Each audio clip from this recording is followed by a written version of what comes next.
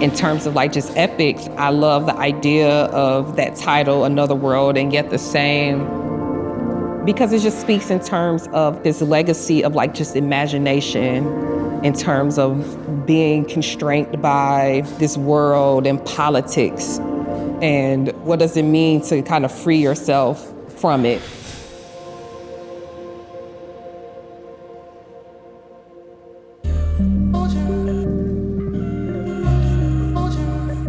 My upbringing reveals itself when I look at my work in terms of the freedom in which I paint in.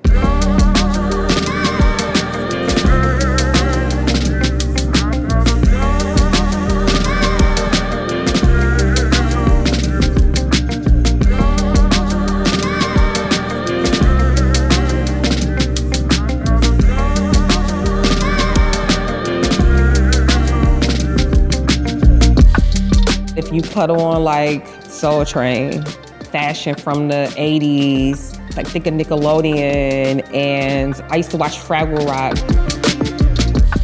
In my work, you find a variety of materials, which I also believe is very much part of Black American art expression. So I like to say now, I identify as hip hop. When you look in terms of hip hop and the history of hip hop, it's always about like sampling. You sampling different beats and so forth. That's the same thing what I'm doing. I'm sampling. I'm using different materials.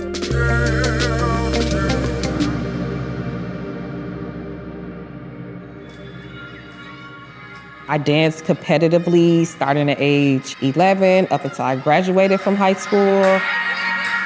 I grew up in an environment, like my mother was a dancer. My grandfather was a dancer. My family members are dancers and performers. So that's also a part of the work.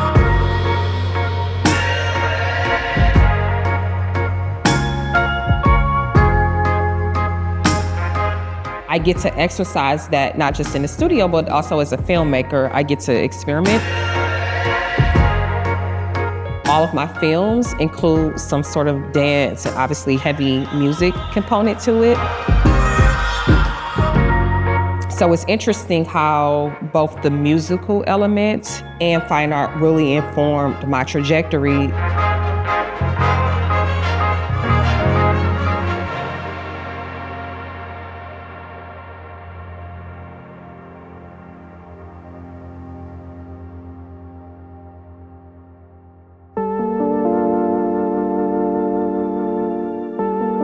When I was in Milwaukee, I was in a group full of like self-taught artists, and that was very impactful for me to see individuals working outside of this notion of like classical fine art or training. They have a freedom that can't be contained, you know what I mean, that you don't necessarily find in institutions.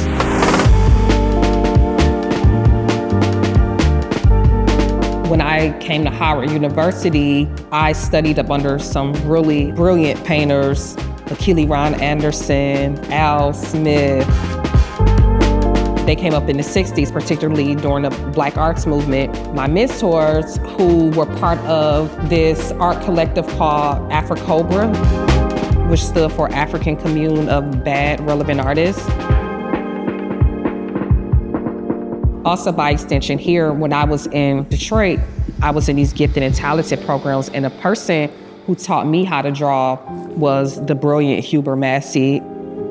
His teachers were Diego Rivera's assistants. So he is a fresco painter, one of the few Black American fresco painters in the world.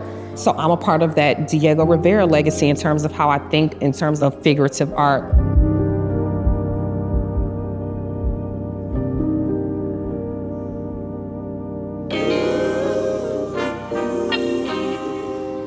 My good friend, Sheefy McFly, he has this saying where he says, like, Detroit's biggest export is not cars, it's actually culture.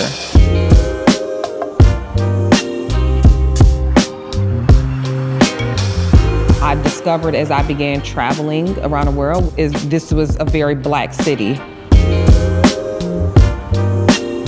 We had Black mayors, Black sheriffs. Most of my teachers in school were Black. Detroiters have a very specific mentality because we had to work for self. We had to be sovereign. We didn't have anyone to rely on but ourselves, which helps me to understand like how rich the culture was. The word that comes to mind to me is opulence. It's all about like opulence and freedom of expression. Detroit was also known as the gator capital of the world, meaning we had gator shoes. Biggie Small referenced it, Stink Pink Gators, My Detroit Players. That was the culture of the city of just beauty and flyness and vanity. Even amongst the chaos, hyperviolence, and buildings burning up in the city, simultaneously, we're also thriving culturally.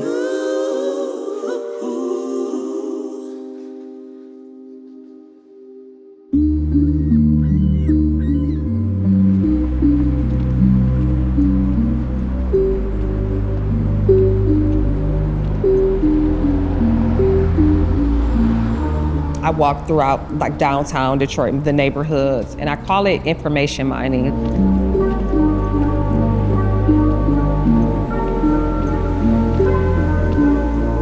Which to me means that I'm like very open, I'm very intentional in terms of like what I'm seeing, the conversations that I'm having, the conversations that I'm hearing. I'm listening like between my walks, my conversation with my husband, my kids, a podcast I may have listened to on my way to the studio. All those things are informing some of the decisions I'm going to make on the canvas. Now that's very important because my work is all improvisational. I don't sketch. So what that means is I have to do a lot of listening.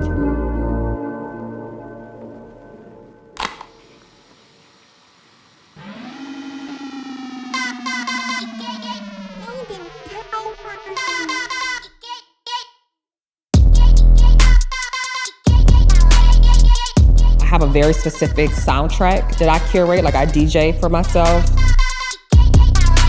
I'm moving off of like vibrations.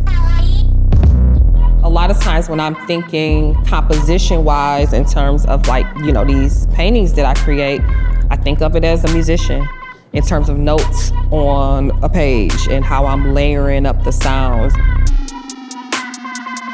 The music is an important aspect of it, but I'm really listening to like the image and the canvases that are trying to birth or the narratives that needs to unfold. But even though from an outward perspective, it may look like I'm having fun, but it's like, no, I'm working through these reservations that I'm having about these ideas.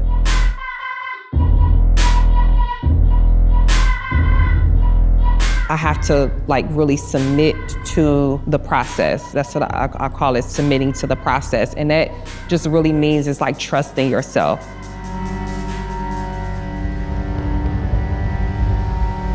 It's a very tense process to just say, you know what? I'm not going to sketch it. I'm just going to let this painting lead me to where I need to be.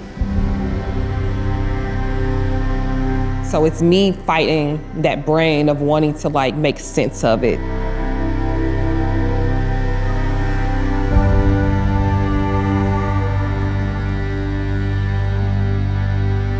One of the things that I've been like unpacking in my work is like constructs that the world placed me in, and even I placed myself in, and I'm like freeing myself of these constructs. Even the construct of humanity is very limiting. So part of my work and my goal is to free myself from these constructs and to understand who I am in relationship to the ethers, to the cosmos, to the world.